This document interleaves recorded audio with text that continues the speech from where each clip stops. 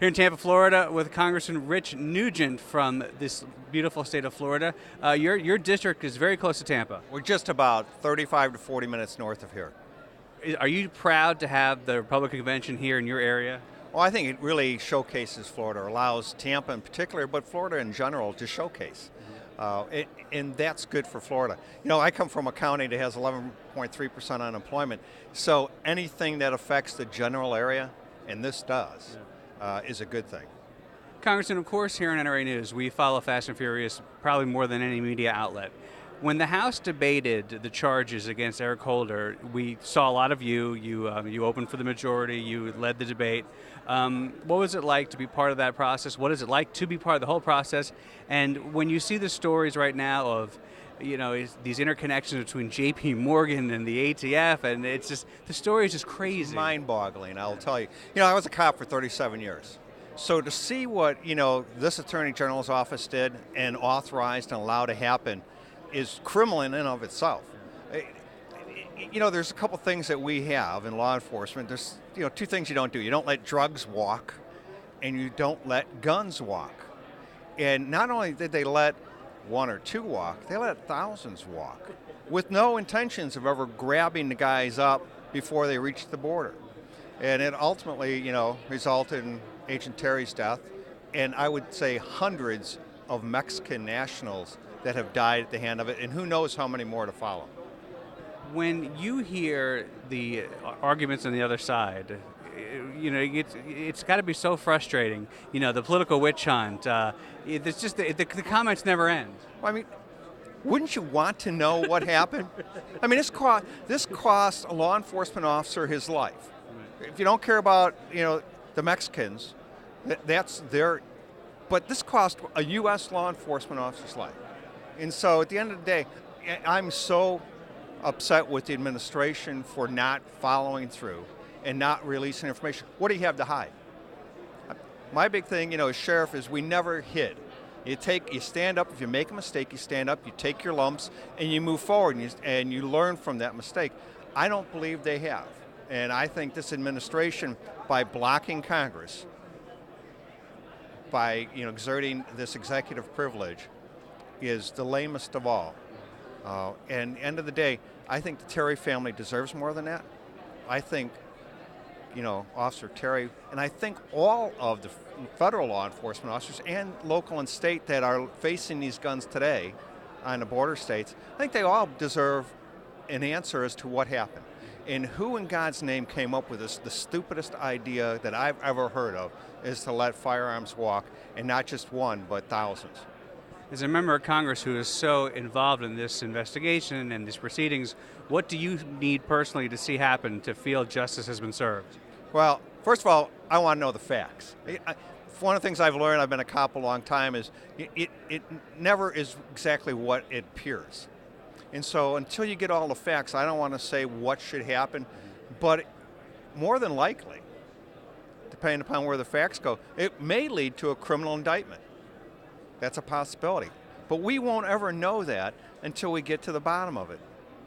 In the Stonewall Congress, which is a constitutional responsibility of Congress to do oversight over the administration, just to say, you know what, we're dismissing you.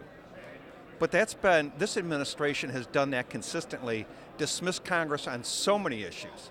The other days I've asked my staff, why did I get elected? Really? Yeah. Why did I get elected? It's easier being a cop. Yeah, I could put bad guys in jail. Right. Here, you recognize it and you go, so you can have your authority usurped by the president. I don't usurp his authority. But he has the ability to go around Congress in so many ways. And I think that's what's disturbing to most Americans. And Americans really need to wake up to the fact that I believe that this president has a different agenda than what we all do. Now, I'm not saying what it is in particular, but, it is about freedom.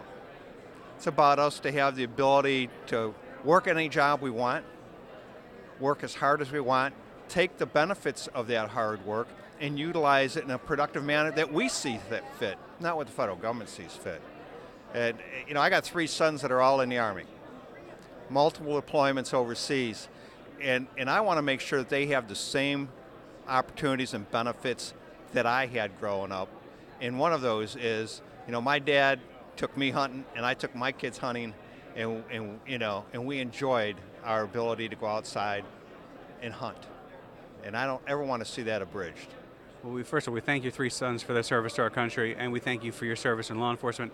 When it comes to sequestration, tell us about that, especially, with sons in the military, you're especially interested, but this is a very military-heavy state, especially you have MacDill Air Force Base here, too, as well. Talk about sequestration. We have a number of military installations here in Florida, up in the Panhandle here in MacDill, and in Jacksonville. But it's more than just a parochial worry. I worry about our ability to project our force forward. I worry about our ability to make sure that we have the best trained force, the best equipped force, so if they have to go into harm's way, they have a fighting chance to come home.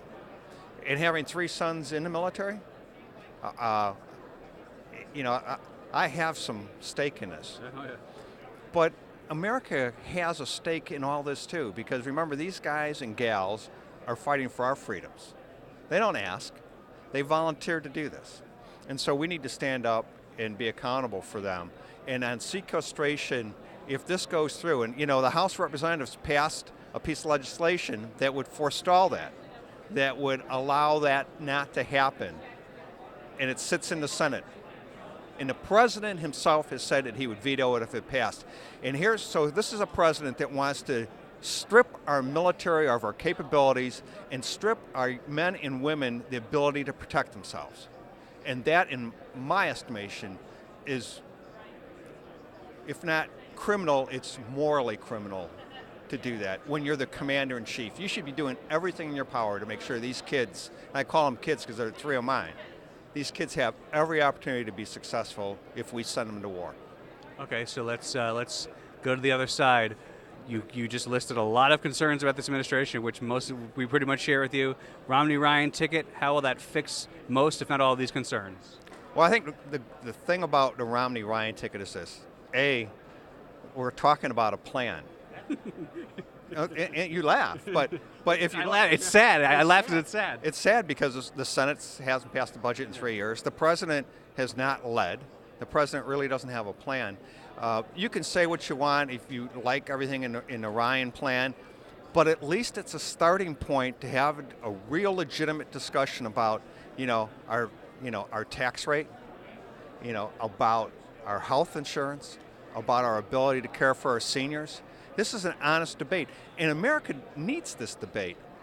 One of the things that I found when I first went up to Congress was that they've kicked this can down the road, and you hear it in their voices. Oh, we got 10 more years. We'll worry about it then. Well, I'm worried about it today, because one of the things I've learned being a cop and being a sheriff was that if you keep ignoring the problem, it doesn't get better. I used to tell my kids that, listen, if you ignore the problem, these things don't get better. If you address it head on, you can minimize the pain and maximize the gain on it. And they just haven't recognized that. And unfortunately, as long as you have this huge partisan divide, I don't know how we move forward. I hope that, there's a change coming in November. Congressman, last question. This city is locked down because of the Secret Service, of course, for many issues. Right. But also on every street corner, you see beat cops, local cops, Lakeland cops, all these local cops. You see the local. Do you ever? I'm sure you walk by them, you see them. Do you ever just look at them and just wistfully and say, "Oh God, I miss those days. I want to switch uniforms." Listen, the best days of my life, and that was my career, being a cop. Yeah. And I would get chastised by my legal counsel when I was sheriff, because I like going out with the guys and doing the drug raids and doing the bus. And she said, "Oh, you shouldn't do that." But wait, why shouldn't you do that? I don't get that. Well, because as a chief administrator, I'd have to, adjudicate if there was a wrongful shooting or something like that. Okay. And I get that, but at the end of the day, the guys loved it when the boss was out there. They know that you care. And so, I look at these guys, and I went up to some last night in Ybor City and talked to them. He's a member of our fire department, too, another first responder. Yeah, so, I was walking up talking to those guys. I know from my sheriff's office there's at least 30 of them up here. It's a great opportunity for them. from my county, they'll never say anything like this. So it's a good opportunity.